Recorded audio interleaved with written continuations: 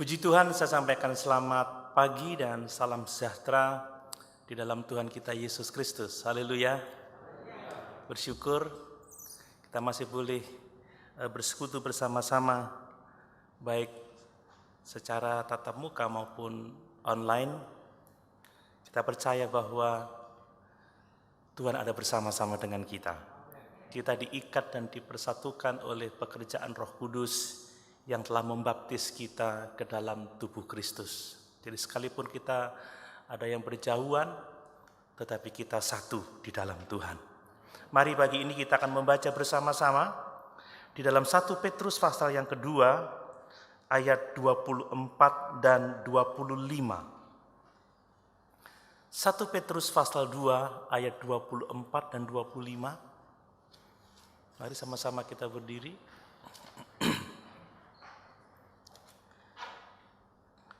Kita baca bersama-sama dua ayat ini. 1 Petrus 2 ayat 24 dan 25. 2, 3. Ia sendiri telah memikul dosa kita di dalam tubuhnya di kayu salib, supaya kita yang telah mati terhadap dosa hidup untuk kebenaran. Oleh bilur-bilurnya kamu telah sembuh. Sebab dahulu kamu sesat seperti domba, tetapi sekarang kamu telah kembali kepada gembala dan pemelihara jiwamu. Haleluya, puji Tuhan. Tema khotbah pagi ini mengenai makna salib. Ya, apa makna salib? Sebagaimana dinyatakan oleh firman Tuhan. Mungkin ada di antara kita yang berpikir, waduh ini tema yang cenderung teologis. Tema ini mungkin lebih cocok untuk mahasiswa-mahasiswi Sekolah Tinggi Alkitab Jember, atau cocok untuk diskusi para sarjana teologi. Ya, mungkin ada yang berpikir, mungkin tema ini tidak akan banyak menolong saya, tidak banyak menolong kita, tidak memberi pertolongan saat kita harus menghadapi berbagai macam pergumulan. Ya, bagaimana mengurus rumah tangga di masa-masa yang sulit ini, membantu anak-anak belajar di rumah, bagaimana menyelesaikan masalah keuangan dalam keluarga, belum lagi masalah pribadi ini dan itu. Saudara, mungkin ada saja yang berpikir seperti itu. Nah, menghadapi kemungkinan seperti itu, saya mau menyampaikan kepada kita sekalian bahwa sesungguhnya tidak ada tema yang lebih praktis di Alkitab dan lebih menolong kita untuk menghadapi setiap pergumulan hidup selain dari salib Yesus Kristus. Amin. Tadi puji-pujian luar biasa sebelum firman Tuhan. Karena salibmu ku hidup, karena salibmu ku menang. Semua karena salib. Salib itu adalah jawaban dari setiap persoalan hidup kita. Amin. Salib harusnya menjadi segala-galanya bagi kita. Antara tahun 93, 94, saya sempat membuat satu lagu yang di dalamnya ada syair bahwa Golgota itu jawaban. Maksudnya salib itu jawaban. Saudara, tema tentang salib adalah tema yang paling praktis, yang akan menolong kita untuk menghadapi setiap pergumulan kita. Amin, saudara. Saudara, mengapa salib itu sangat penting dan menjadi jawaban bagi setiap pergumulan kita? Sebab salib Yesus Kristus adalah pusat dari iman Kristen. Tanpa salib tidak ada kekristenan. Tanpa salib tidak ada kehidupan yang kekal. Tanpa salib tidak ada gereja saat ini. Salib harus menjadi dasar dari semua pemikiran kita. Apapun yang kita pikirkan harus dibangun di atas dasar salib Kristus. Salib adalah dasar dari semua sikap hidup yang kita ambil. Salib adalah solusi dari setiap permasalahan hidup kita. Salib itu segala-galanya bagi kita, saudara. Salib itu mengungkapkan kepada kita karakter Allah yang sangat indah, yang sangat mulia. Salib itu menunjukkan kasih Tuhan yang begitu besar bagi kita yang berdosa. Salib juga menunjukkan keadilan Allah yang tidak dapat ditawar-tawar. Allah itu kasih, tetapi Dia juga adil.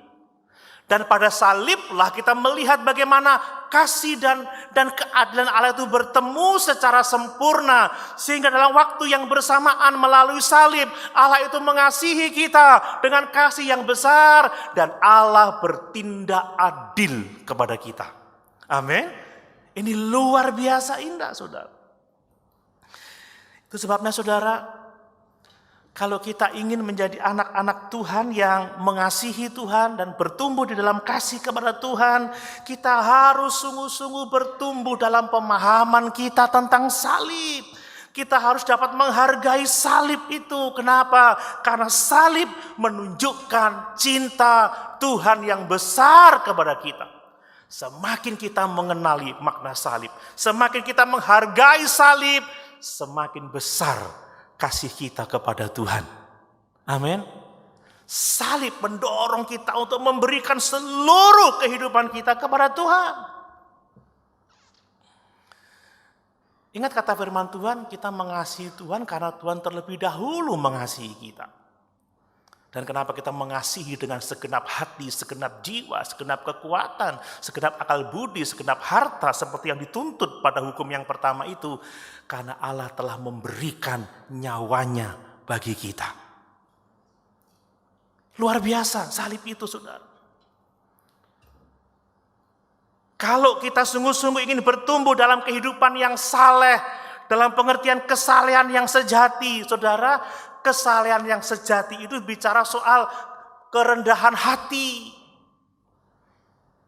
Melepaskan diri dari kesombongan, keangkuhan karena kita merasa mampu, merasa bisa.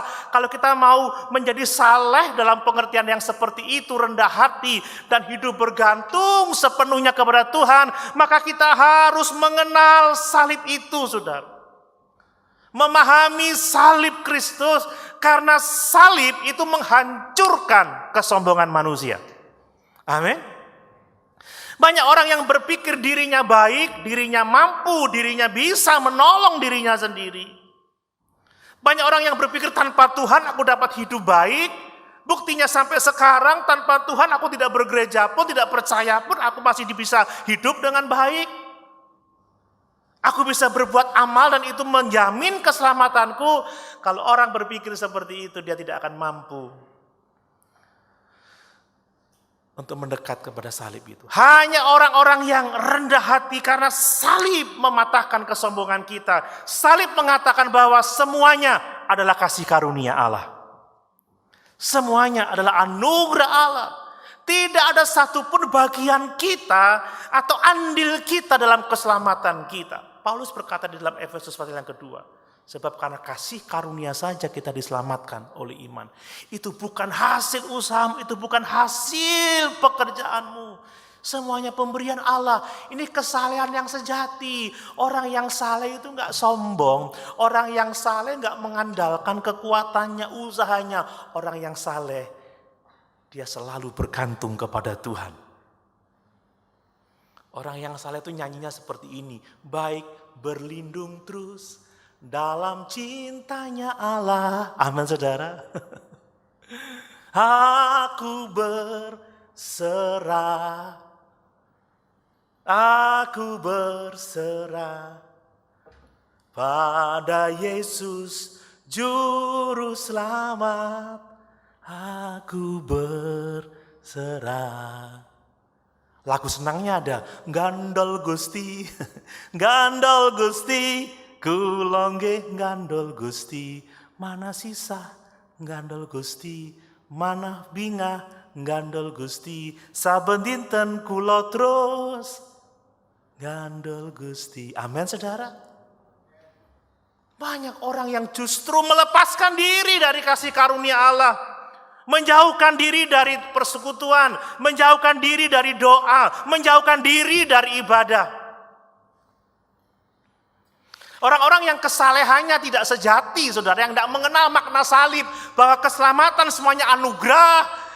Masa-masa pandemi ini kesempatan untuk kabur dari persekutuan.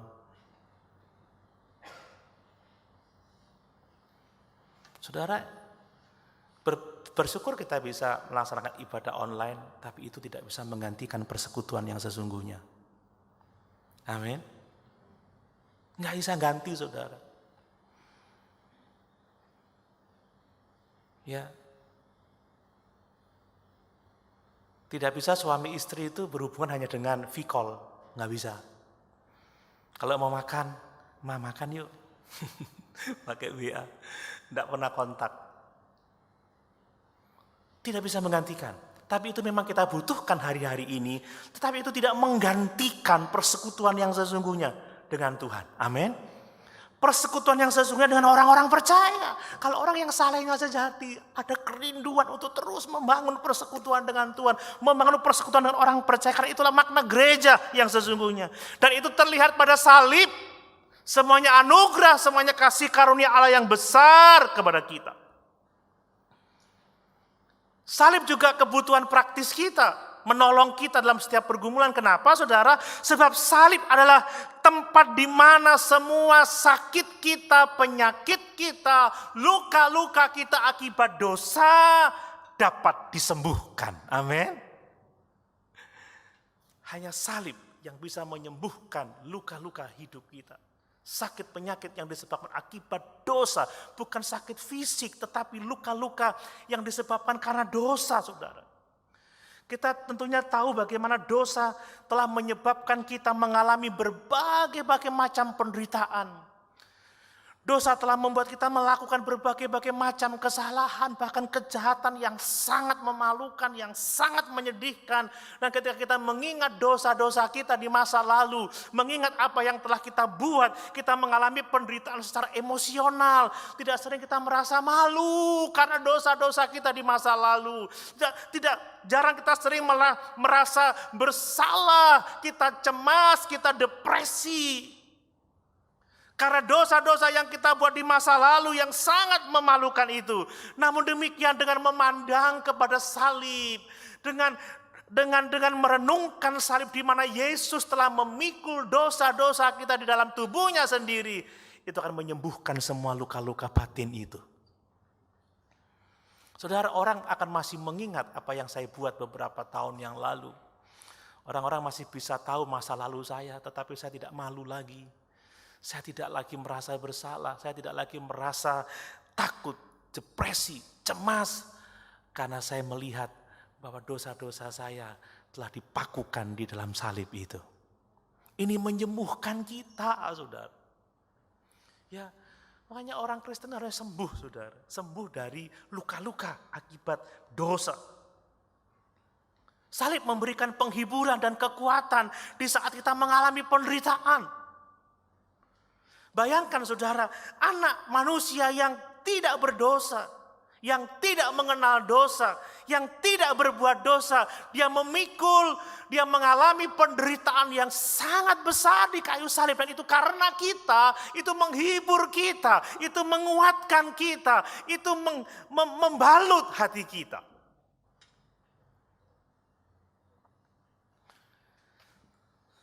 Saya sempat diwawancarai tentang bagaimana latar panggilan saya yang dahulu, hidup saya dahulu, perubahan dalam pelayanan dan lain sebagainya. Saya mengungkapkannya dengan bahasa saya. Tetapi ketika orang ini mendeskripsikannya dalam tulisannya tentang diri saya rasa malu juga. Rupanya saya dipahami orang seperti itu. Rupanya dari cerita saya orang memahami saya begitu buruknya saya masa lalu. Dia beri judul dipanggil dari kebencian. Saya memang punya kebencian di masa lalu. Tapi dengan melihat salib, saya sembuh. Amin, saudara. Dulu saya mindernya gak ketulungan, saudara. Saya pernah ceritakan di jemaat. Teman-teman saya panggil saya Blacky, padahal tidak terlalu hitam saya ini. Tapi begitu luar biasa orang melukai karena dosa. Tapi saya sembuh ketika saya memandang salib karena saya berharga, bukan karena apa yang orang lain katakan tentang saya. Saya berharga karena Yesus memandang saya sebagai ciptaannya yang berharga dan Dia telah menebus saya dengan pengorbanan yang sangat besar di atas kayu salib itu. Amin, saudara. Itu menyembuhkan saya. Kadang orang berpikir suku tertentu yang lebih unggul, suku tertentu yang lebih mulia, yang lain itu sampah. Tapi di depan Yesus kita ciptaan segambar dan serupa dengan Dia yang ditebus dengan pengorbanan yang sangat besar di kayu salib. Itu menyembuhkan kita dari luka-luka batin. Itu menyehatkan kita kembali. Ya, kita tidak perlu lagi larut dalam penderitaan karena dosa. Amin, saudara. Dan yang luar biasa, bilur-bilur Yesus itu disebabkan karena dosa kita, karena pelanggaran kita. Bahkan kematiannya yang hebat itu, kematian dengan cara yang sangat hina, itu disebabkan karena dosa kita, karena pelanggaran kita. Dan itu seharusnya membuat hati kita membara untuk mengasihi Tuhan. Apapun keadaan yang kita alami hari-hari ini. Itu yang membuat kita semangat berlutut, berdoa, memuji, memuliakan Tuhan, beria-ria karena kebaikannya. Itu yang membuat saat ini pemain musik memainkan musik dengan sangat semangat. Yang membuat kita hadir ke gereja sekalipun dengan begitu banyak pembatasan, dengan sukacita, hati yang berkobar-kobar untuk Tuhan.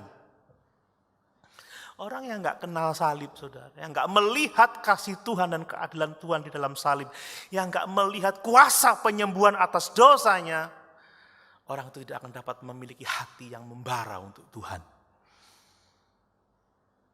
Betapa pentingnya makna salib bagi kita, saudara. Kemudian saudara, saya melihat saudara bahwa kalau kita benar-benar memahami salib Kristus, dan kita menjadikan salib sebagai pusat kehidupan kita, maka salib Kristus itu akan memelihara kita dari berbagai macam ajaran yang sesat, ajaran yang palsu, yang beredar di zaman sekarang ini. Saudara, saya bersyukur kalau jemaat sudah bisa cakap mengikuti ibadah-ibadah online, acara-acara kita yang online. Saudara akan dapat menemukan berbagai macam pengajaran yang dapat diakses melalui internet, saudara. Tapi saya mengatakan kita harus hati-hati, kita harus waspada, sebab ada juga banyak pengajaran-pengajaran yang menyesatkan, yang berkembang di zaman kita sekarang ini. Saudara, promotornya adalah setan, amin.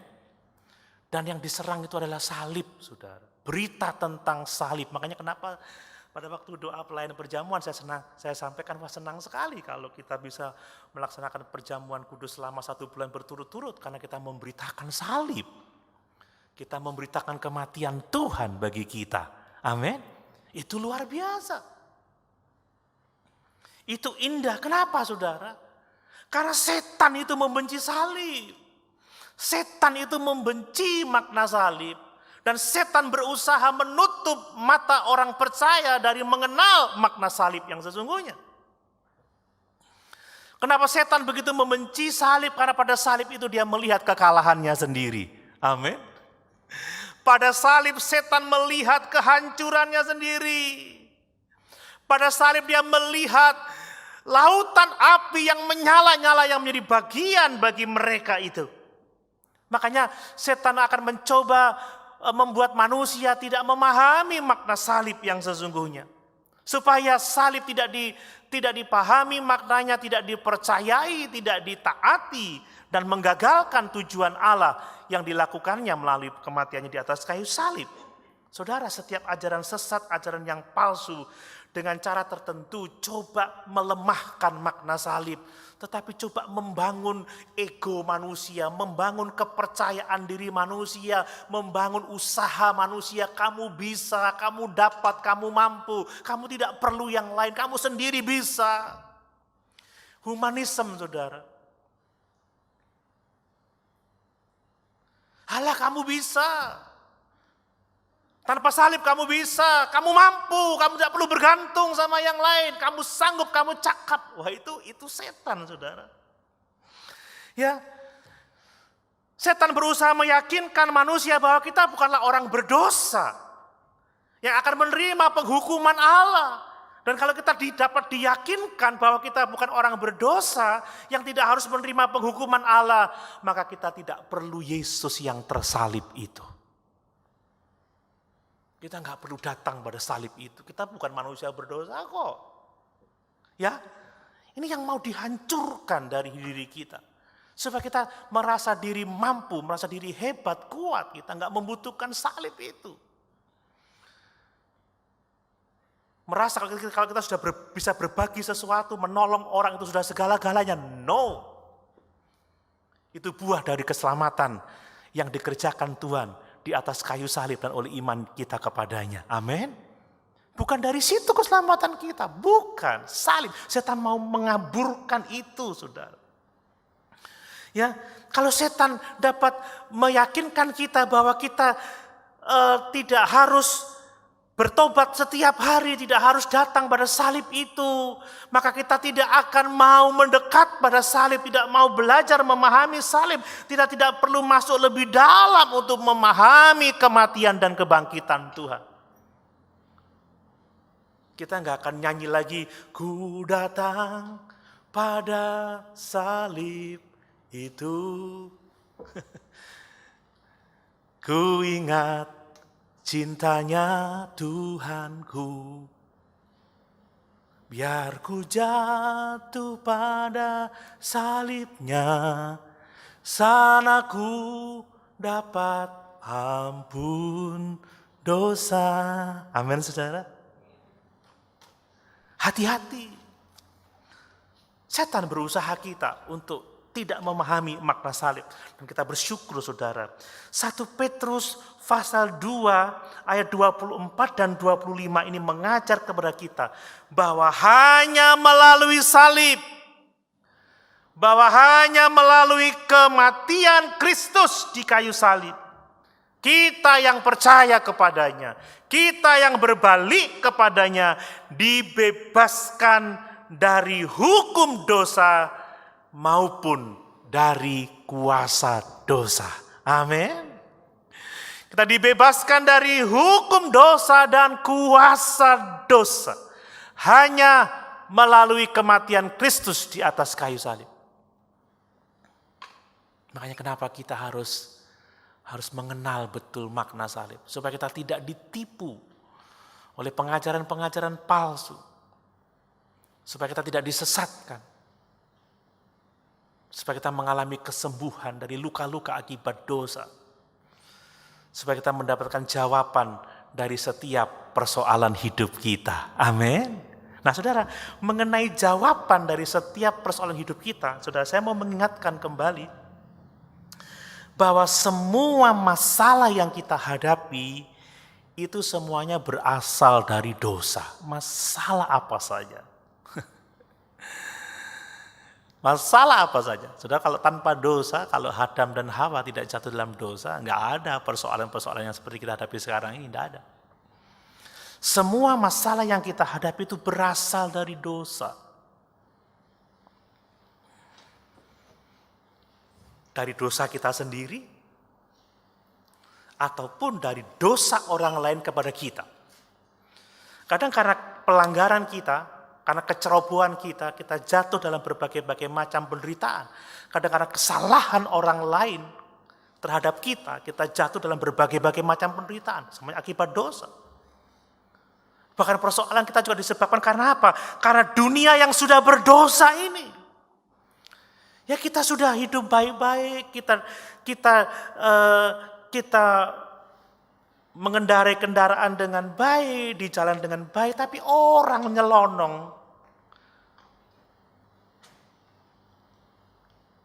Dan menabrak kita mungkin. Kita enak-enak tidur, tiba-tiba ada gempa bumi, lalu tanah menelan kita, misalkan begitu. Itu semua berakar dari dosa. Dan tidak hanya dari dosa kita, dari dosa orang lain kepada kita, dari keadaan dunia yang berdosa, kita juga menderita karena apa? Karena kita salah merespon dosa. Ada banyak orang yang berdosa, menderita karena dosa, justru dia menutup-nutupi dosanya, menyembunyikan dosanya. Dia tidak akan pernah lepas dari penderitaan akibat dosa. Justru dosa itu untuk diakui di hadapan Allah. Amin, saudara. Dan dosa yang diakui, yang diselesaikan itu akan membuat kita mengalami pengampunan dari Tuhan. Jadi respon kita menghadapi dosa itu juga akan menentukan kita akan terus menderita atau tidak. Kita merespon dosa orang lain kepada kita juga akan menyebabkan penderitaan. Kalau kita salah merespon, kita tidak mau mengampuni misalkan. Kita menuntut balas, kita membalas jahat dengan jahat, itu juga akan lebih menambah penderitaan dalam hidup kita. Seringkali dosa orang lain kepada kita, kita balas dengan dosa yang lebih banyak lagi.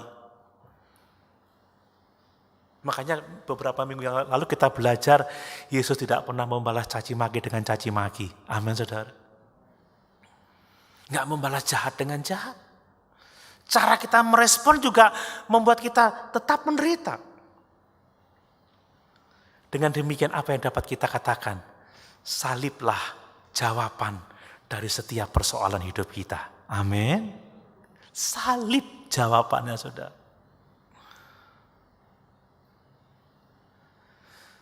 Jangan ada yang berpikir khotbah ini tidak bisa menyelesaikan persoalan rumah tangga saya. Tidak bisa menyelesaikan masalah ekonomi saya. Ataupun masalah-masalah yang lain. Saudara, kalau anggota-anggota keluarga membereskan dosanya di kayu salib itu, menerima kasih karunia Allah, maka persoalan rumah tanggamu akan selesai dengan sendirinya. Amin. Kalau engkau hidup berbisnis dengan benar, melayani dengan benar, berkat Tuhan akan ada atas kehidupan orang benar. Amin. Semuanya disebabkan karena dosa. Ingat, kata Yesaya, sesungguhnya yang menjadi penghalang antara kamu dan Tuhanmu, yang membuat telinganya tidak mendengar, yang membuat tangannya tidak terulur adalah dosa-dosa kamu. Tapi kalau kita membereskan dosa-dosa kita, menyelesaikannya itu, kita akan melihat tangan Tuhan terulur dan telinganya menjawab doa-doa kita.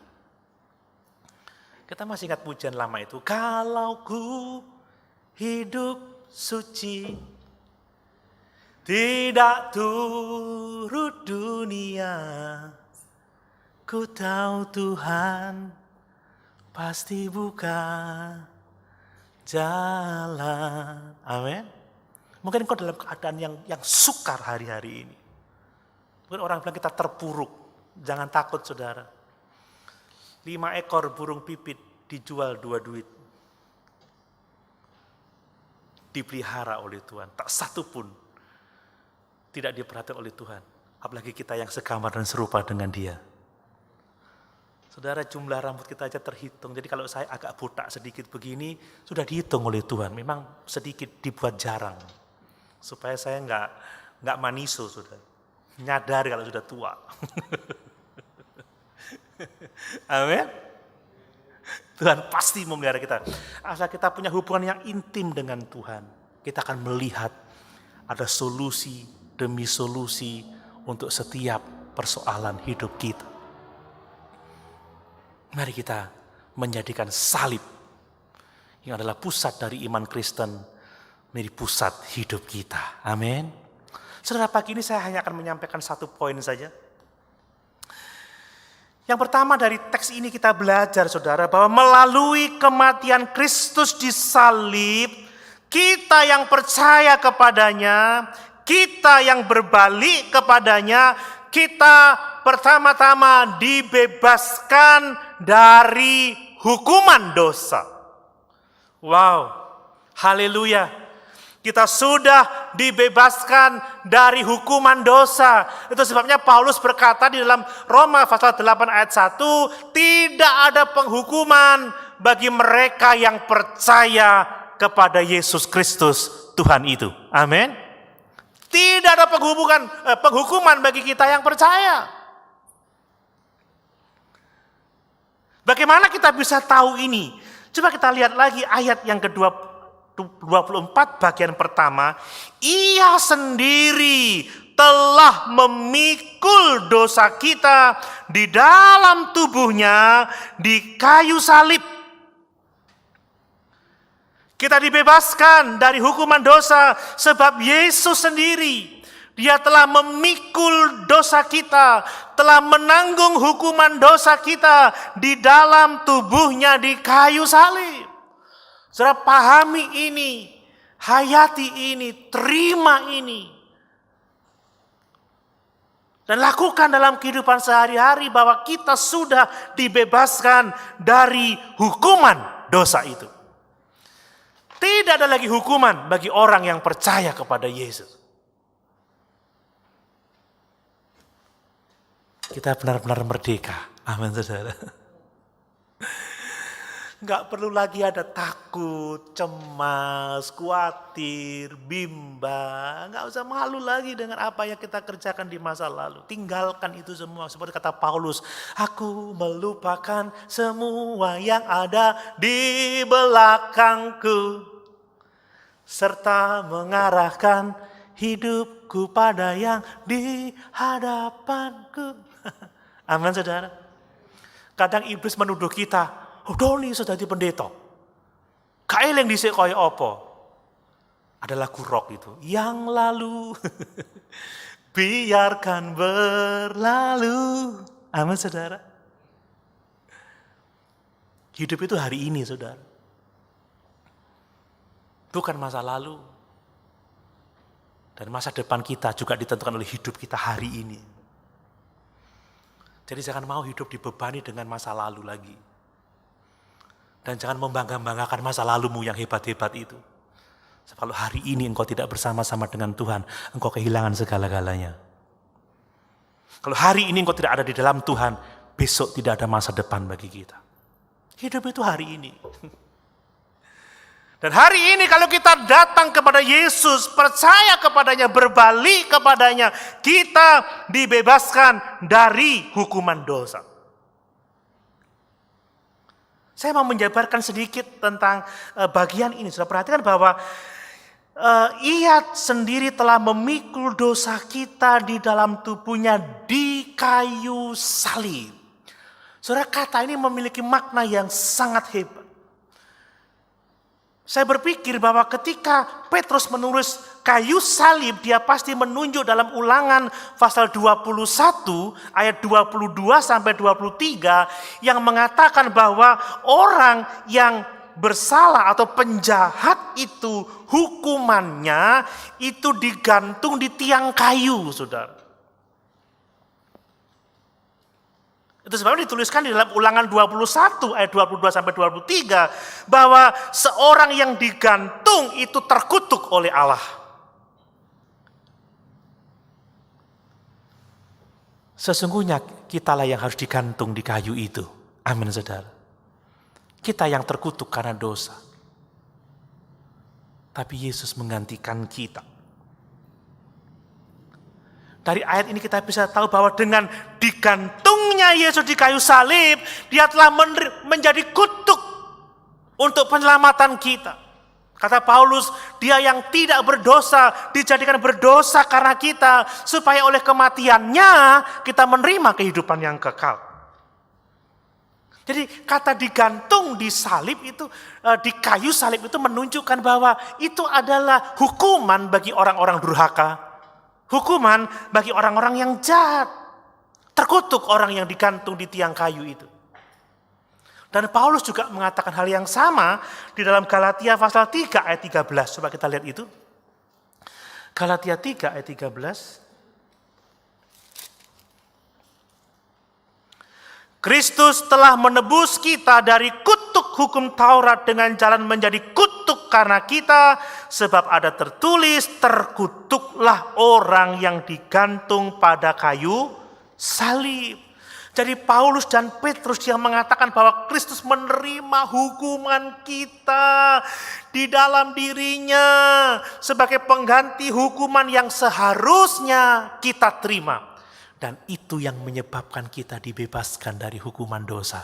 Amin. Bukan kuat, bukan gagah kita, bukan hebat kita.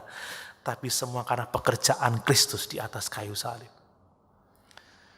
Saudara, keterlaluan kalau itu tidak mendorong kita untuk selalu datang memuji, memuliakan Tuhan.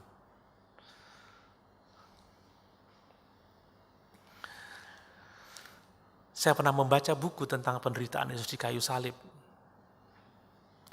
Saya membaca dengan merinding dan menangis. Itu kematian yang paling kejam di atas muka bumi ini.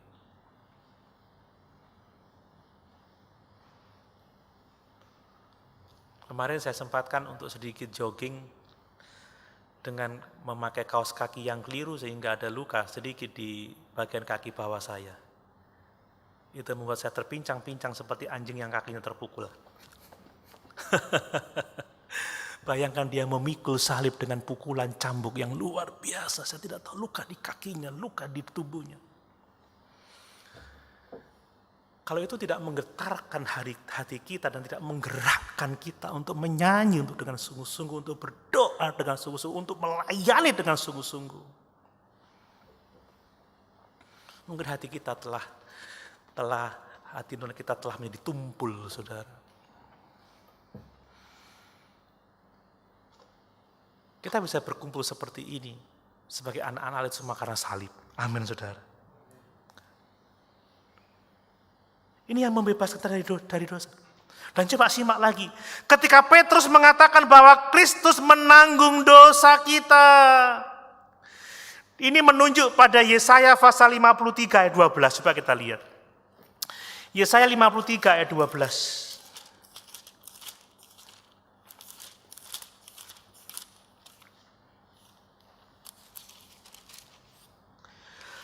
Sebab itu aku akan membagikan kepadanya orang-orang besar sebagai rampasan dan ia akan memperoleh orang-orang kuat sebagai jarahan, yaitu sebagai ganti karena ia telah menyerahkan nyawanya ke dalam maut dan karena ia terhitung di antara pemberontak-pemberontak sekalipun ia menanggung dosa banyak orang dan berdoa untuk pemberontak-pemberontak. Amin.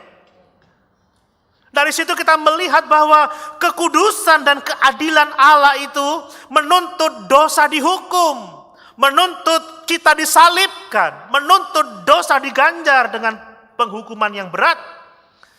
Tetapi Kristus telah menanggung hukuman dosa yang seharusnya ditimpakan kepada kita. Amin. Ini luar biasa, saudara. Lalu disebut juga memikul dosa di dalam tubuhnya. Kenapa disebut dengan tubuhnya?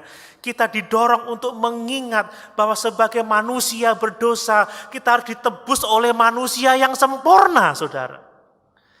Itu sebabnya kenapa dia harus rela menjadi manusia, mengambil rupa seorang hamba. Allah yang mulia, Yesus yang dalam kesetaraannya dengan Allah, yang sangat kudus, dia mengambil rupa manusia menjadi sama seperti kita. Itu pengorbanan yang sangat-sangat besar. Allah dapuk manusia itu bukan sesuatu yang gampang loh, saudara.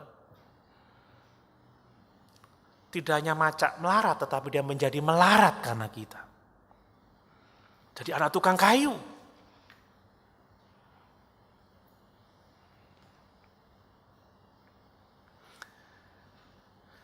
Saudara, yang mengganti untuk memikul dosa kita harus manusia. Tetapi bukan manusia yang berdosa seperti kita. Tapi manusia yang sempurna. Yesus satu-satunya manusia sempurna tanpa dosa. Amin. Dia fully God. Dia sepenuhnya Allah. Dan dia fully human. Dia sepenuhnya Tuhan yang sempurna. Dia manusia yang sempurna. Dan hanya dia yang layak untuk menebus kita dari dosa. Dan yang sungguh luar biasa, saudara. Dia mau melakukan itu untuk saudara dan saya.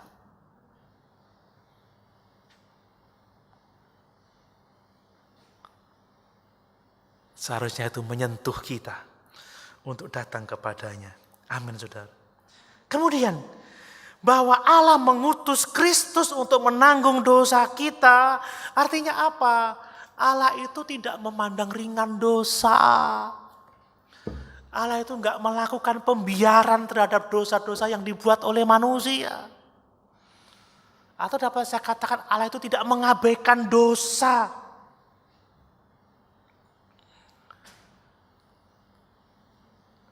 Jangan dianggap Allah itu membiarkan dosa loh, saudara. Kalau Allah ada, kenapa kejahatan tetap banyak? Kalau Allah ada, kenapa dosa tetap banyak? Jawabannya adalah dengan mengutus Yesus untuk menanggung dosa kita, Allah tidak membiarkan dosa. Allah tidak mengabaikan dosa. Allah menyelesaikan masalah dosa. Amin, saudara. Allah tidak menyelesaikan dosa dengan membunuh semua manusia. Tidak, saudara. Tapi dia memikul dosa kita. Supaya orang datang kepadanya dibebaskan dari kuasa hukum dosa. Dan yang berikutnya nanti kita terangkan berikutnya. Dibebaskan dari kuasa dosa itu sendiri. Saudara, jangan berpikir bahwa kita boleh mengabaikan dosa. Seolah-olah itu tidak masalah bagi Tuhan. Gak apa-apa, bohong dikit gak penting bagi Tuhan, gak masalah. Gak apa-apa, gak rajin ya gak apa-apa. Pokoknya ya yang penting datanglah. Itu dipikir bukan dosa. Dosa itu tidak mencapai sasaran. Dosa itu tidak mencapai target. Kalau doa kita gak sesuai target itu berdosa. Kalau kita tidak melakukan sesuatu dengan benar itu berdosa, saudara.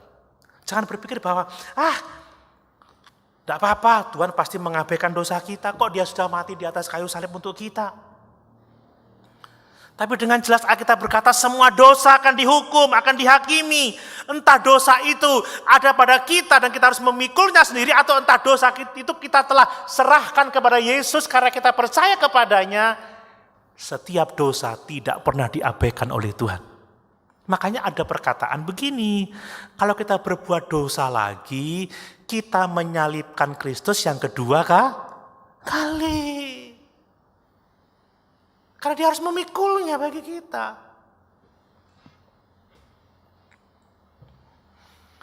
Ada orang yang berkata, Tuhan sudah menebus kita, dosa masa lalu kita, dosa sekarang, dosa yang akan datang, makanya tidak masalah. Silakan berbuat dosa, silakan berzina, silakan mencuri, silakan berbohong. Toh pada akhirnya kita diselamatkan.